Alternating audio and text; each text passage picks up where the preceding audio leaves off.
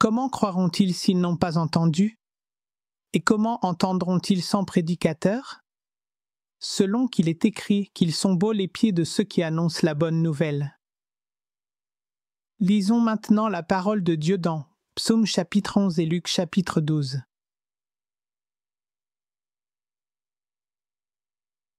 Psaume chapitre 11. Au chef des chantres. De David. C'est en l'Éternel que je cherche un refuge. Comment pouvez-vous me dire, fuis dans vos montagnes, comme un oiseau?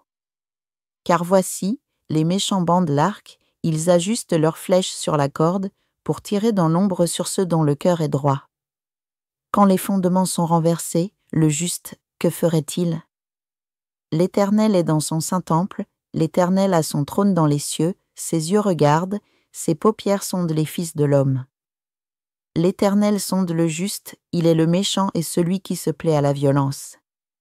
Il fait pleuvoir sur les méchants des charbons, du feu et du soufre, un vent brûlant, c'est le calice qu'ils ont en partage. Car l'Éternel est juste, il aime la justice, les hommes droits contemplent sa face.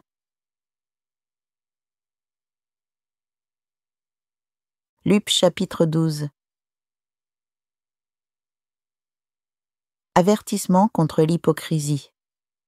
Sur ces entrefaites, les gens s'étant rassemblés par milliers, au point de se fouler les uns les autres, Jésus se mit à dire à ses disciples, « Avant tout, gardez-vous du levain des pharisiens, qui est l'hypocrisie. Il n'y a rien de caché qui ne doive être découvert, ni de secret qui ne doive être connu. C'est pourquoi tout ce que vous aurez dit dans les ténèbres sera entendu dans la lumière, et ce que vous aurez dit à l'oreille dans les chambres sera prêché sur les toits. Je vous dis, à vous qui êtes mes amis, ne craignez pas ceux qui tuent le corps et qui, après cela, ne peuvent rien faire de plus. Je vous montrerai qui vous devez craindre. Craignez celui qui, après avoir tué, a le pouvoir de jeter dans la géhenne, oui, je vous le dis, c'est lui que vous devez craindre. Ne vend pas 5 tassereaux pour 2 sous? Cependant, aucun d'eux n'est oublié devant Dieu. Et même les cheveux de votre tête sont tous comptés. Ne craignez donc point, vous valez plus que beaucoup de passereaux. Je vous le dis, quiconque me confessera devant les hommes, le Fils de l'homme le confessera aussi devant les anges de Dieu, mais celui qui me reniera devant les hommes sera renié devant les anges de Dieu. Et quiconque parlera contre le Fils de l'homme, il lui sera pardonné, mais à celui qui blasphémera contre le Saint-Esprit, il ne sera point pardonné. Quand on vous mènera devant les synagogues, les magistrats et les autorités, ne vous inquiétez pas de la manière dont vous vous défendrez ni de ce que vous direz, car le Saint-Esprit vous enseignera alors même ce qu'il faudra dire. Parabole du riche insensé. Quelqu'un dit à Jésus, du milieu de la foule, « Maître, dis à mon frère de partager avec moi notre héritage. » Jésus lui répondit, « Ô homme, qui m'a établi pour être votre juge ou pour faire vos partages? » Puis il leur dit, « Gardez-vous avec soin de toute avarice, car la vie d'un homme ne dépend pas de ses biens, fût-il dans l'abondance. » Et il leur dit cette parabole, les terres d'un homme riche avaient beaucoup rapporté. Et il raisonnait en lui-même, disant, « Que ferai-je? Car je n'ai pas de place pour serrer ma récolte. Voici, dit-il, ce que je ferai, j'abattrai mes greniers, j'en bâtirai de plus grands, j'y amasserai toute ma récolte et tous mes biens, et je dirai à mon âme, tu as beaucoup de biens en réserve pour plusieurs années, repose-toi, mange, bois et réjouis-toi. » Mais Dieu lui dit, « Insensé, cette ni même ton âme te sera redemandée, et ce que tu as préparé, pour qui cela sera-t-il? Il en est ainsi de celui qui amasse des trésors pour lui-même et qui n'est pas riche pour Dieu. Ne vous inquiétez pas, cherchez d'abord le royaume. » Jésus dit ensuite à ses disciples, « C'est pourquoi je vous dis, ne vous inquiétez pas pour votre vie de ce que vous mangerez, ni pour votre corps de quoi vous serez vêtus. La vie est plus que la nourriture, et le corps plus que le vêtement. Considérez les corbeaux, ils ne sèment ni ne moissonnent, ils n'ont ni cellier ni grenier, et Dieu les nourrit. Combien ne valez-vous pas plus que les oiseaux?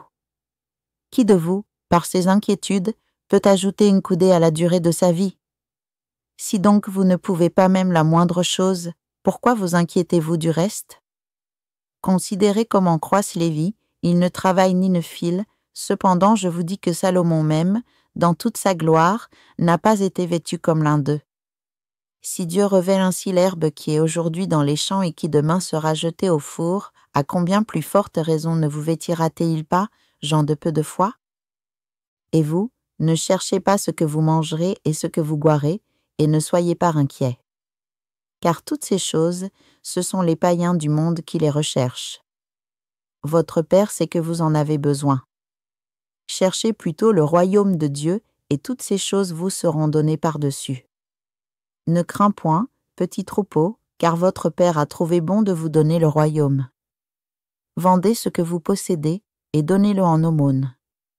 Faites-vous des bourses qui ne s'usent point, un trésor inépuisable dans les cieux, où le voleur n'approche point, et où la teigne ne détruit point. Car là où est votre trésor, là aussi sera votre cœur. Soyez prêts et vigilants. Que vos reins soient sains et vos lampes allumées. Et vous, soyez semblables à des hommes qui attendent que leur maître revienne des noces, afin de lui ouvrir dès qu'il arrivera et frappera. Heureux ces serviteurs que le maître, à son arrivée, trouvera veillant. Je vous le dis en vérité, il se scindra, les fera mettre à table et s'approchera pour les servir. Qu'il arrive à la 2e ou à la 3e veille, heureux ses serviteurs, s'il les trouve veillants. Sachez-le bien, si le maître de la maison savait à quelle heure le voleur doit venir, il veillerait et ne laisserait pas percer sa maison. Vous aussi, tenez-vous prêts, car le Fils de l'homme viendra à l'heure où vous n'y penserez pas. Le serviteur fidèle et le serviteur infidèle. Pierre lui dit, « Seigneur, est-ce à nous ou à tous que tu adresses cette parabole ?» Et le Seigneur dit, « Quel est donc l'économe fidèle et prudent que le maître établira sur ses gens pour leur donner la nourriture au temps convenable? Heureux ce serviteur que son maître, à son arrivée, trouvera faisant ainsi. Je vous le dis en vérité, il l'établira sur tous ses biens. Mais si ce serviteur dit en lui-même, « Mon maître tarde à venir », s'il se met à battre les serviteurs et les servantes, à manger, à boire et à s'enivrer, le maître de ce serviteur viendra le jour où il ne s'y attend pas et à l'heure qu'il ne connaît pas, il le mettra en pièces et lui donnera sa part avec les infidèles. Le serviteur qui, ayant connu la volonté de son maître, n'a rien préparé et n'a pas agi selon sa volonté, sera battu d'un grand nombre de coups. Mais celui qui, ne l'ayant pas connu, a fait des choses dignes de châtiment, sera battu de peu de coups. On demandera beaucoup à qui l'on a beaucoup donné, et on exigera davantage de celui à qui l'on a beaucoup confié. Jetez le feu sur la terre, non la paix, mais la division. Je suis venu jeter un feu sur la terre, et qu'ai-je à désirer, s'il est déjà allumé? Il est un baptême dont je dois être baptisé, et combien il me tarde qu'il soit accompli. Pensez-vous que je sois venu apporter la paix sur la terre? Non, vous dis-je, mais la division. Car désormais 5 dans une maison seront divisés, 3 contre 2, et 2 contre 3, le père contre le fils et le fils contre le père, la mère contre la fille et la fille contre la mère, la belle-mère contre la belle-fille et la belle-fille contre la belle-mère. Savoir discerner le temps présent. Il dit encore aux foules, « Quand vous voyez un nuage se lever à l'Occident, vous dites aussitôt, la pluie vient. » Et il arrive ainsi. Et quand vous voyez souffler le vent du midi, vous dites, « Il fera chaud. » Et cela arrive. Hypocrite. Vous savez discerner l'aspect de la terre et du ciel, comment ne discernez-vous pas ce temps-ci? Et pourquoi ne discernez-vous pas de vous-même ce qui est juste? Réconciliation en chemin. Lorsque tu vas avec ton adversaire devant le magistrat, tâche en chemin de te dégager de lui, de peur qu'il ne te traîne devant le juge, que le juge ne te livre à l'officier de justice et que celui-ci ne te mette en prison. Je te le dis, tu ne sortiras pas de là que tu n'aies payé jusqu'à la dernière tite. Rappel de forme, supprimer tous les numéros de versets, ne pas traduire le texte LSG. Nouvelle ligne après ou pour la lisibilité. Si 1 précède immédiatement 1. Supprimez-le. Ponctuation comme guide d'intonation. Bas, e. Ferne, du.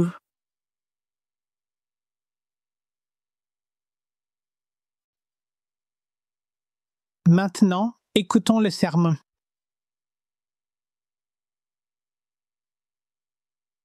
La bonté entraînée chaque matin. Chaque matin offre une nouvelle chance d'orienter notre vie. Dès que nous ouvrons les yeux, nous pouvons prendre une décision simple. Aujourd'hui, je ferai le bien. Pas un slogan, mais des gestes concrets qui touchent les autres et affermissent mon cœur. De petits actes de bonté, répétés, ressemblent à des gouttes d'eau qui percent la pierre, peu spectaculaires en un seul jour, mais formatrices de caractère sur la durée. Ce choix simple devient une encre lorsque l'actualité bruyante, les agendas chargés ou les émotions changeantes cherchent à saisir le volant. La bonté n'attend pas les grands moments. Elle vit dans les petites choses, un salut respectueux, un merci sincère, des excuses sans détour et laisser à l'autre la place de parler jusqu'au bout. Quand ces détails deviennent des habitudes quotidiennes, l'atmosphère à la maison, au travail, dans la communauté et même en ligne s'adoucit. Nous apprenons que traiter les personnes avec humanité n'est pas un projet ponctuel, mais un rythme quotidien. Commencer la journée avec une direction claire. Un bon matin commence par une direction claire, pas seulement par une liste de tâches. Demande-toi, quelle valeur veux-tu mettre en avant aujourd'hui, la sincérité, la patience, le courage ou la discipline? Choisis une valeur centrale comme axe de pratique. Si tu choisis la patience, ralentis tes réactions, respire avant de répondre et n'interromps pas celui qui parle. Une fois la valeur fixée, des centaines de petits choix seront guidés par la même boussole. Des pratiques simples aident: faire son lit, ranger le bureau, boire un verre d'eau, écrire 3 lignes de gratitude et fixer des priorités de manière réaliste. Ces gestes créent un sentiment d'initiative, non parce que tout serait sous contrôle, mais parce que tu choisis de soigner ce que tu peux soigner. De ces détails naît la discipline. Avec la discipline, la bonté se présente même les jours difficiles. Passer du savoir à l'action.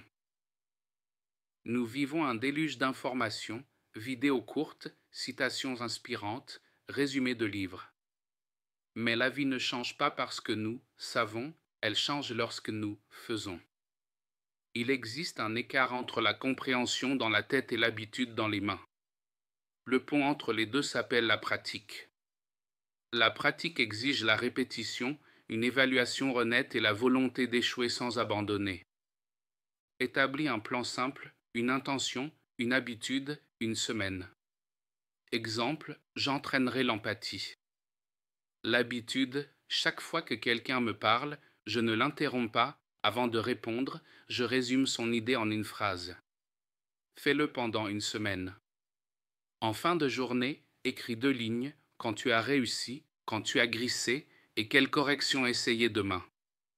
Ce rythme discret n'est pas tape à accent grave-l'œil, mais il fait grandir un caractère stable, car le caractère se bâtit par de petites actions fidèles.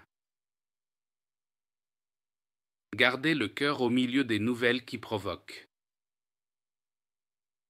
Sur nos fils d'actualité, nous rencontrons souvent des messages qui attisent la colère ou la moquerie.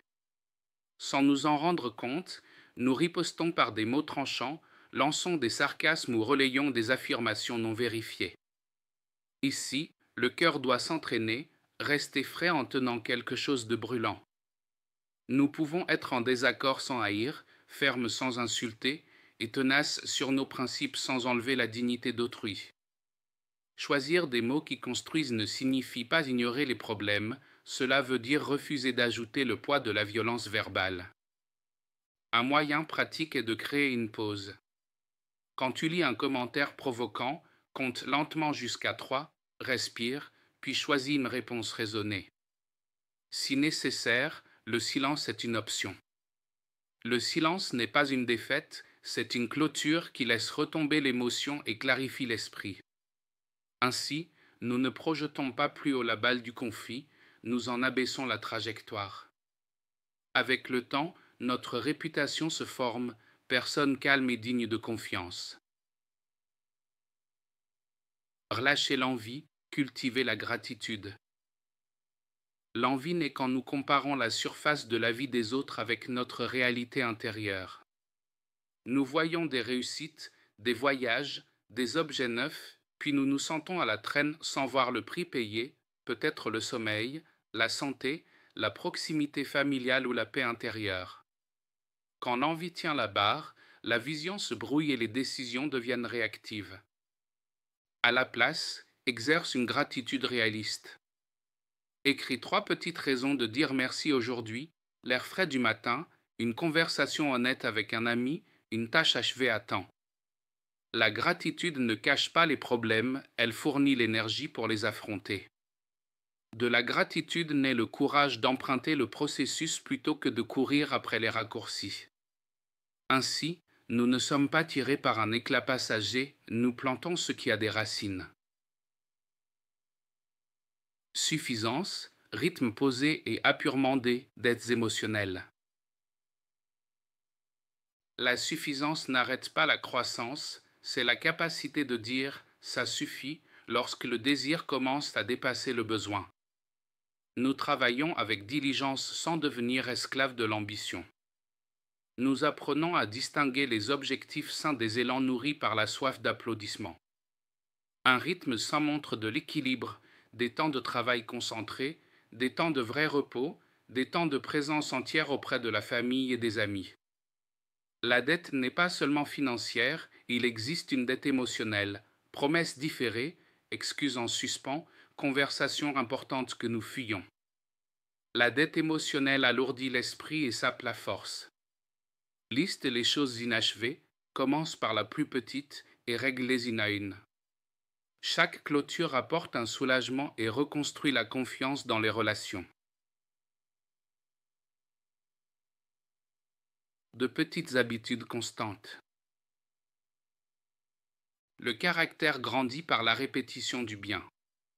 Quelques petites habitudes ont de grands effets, écouter plus que parler, ne pas remettre les tâches simples, ranger son espace pendant 5 minutes avant de dormir et noter un bref compte-rendu après chaque réunion. Quand les émotions bouillent, utilise la règle de la pause, arrête-toi un instant, écris 3 mots qui nomment ton ressenti, puis demande-toi quel est le vrai besoin dessous. Souvent, nous nous enflammons non à cause des autres, mais parce que nous avons faim, nous sommes fatigués ou nous nous sentons invisibles. L'échec arrivera. Pourtant, une personne de caractère ne campe pas dans la culpabilité. Elle se reprend, répare et continue en ayant appris. Elle passe moins de temps à se justifier et plus de temps à corriger le schéma. Avec le temps, cette posture bâtit une solide réputation, on peut compter sur nous, parce que nous comptons sur la discipline, non sur l'humeur. Une communication qui apaise. La bonté se voit à la façon de parler. Utilise une langue claire, concise et non méprisante. Quand une correction est nécessaire, suis une structure équitable, énonce les faits, explique l'impact, propose une voie d'avance. Évite les étiquettes rabaissantes, elles ferment la porte au dialogue. Souviens-toi, la visée de la communication n'est pas de gagner des débats, mais de trouver la vérité et de résoudre les problèmes.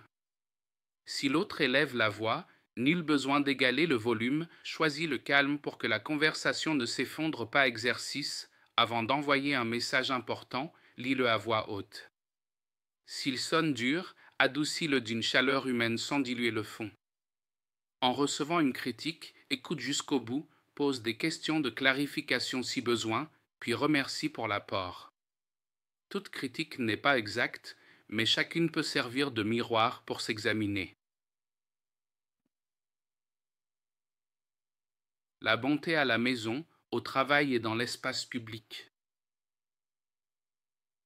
À la maison, la bonté signifie être pleinement présent, poser l'appareil pendant les échanges, questionner avec patience, valoriser les tâches domestiques souvent invisibles.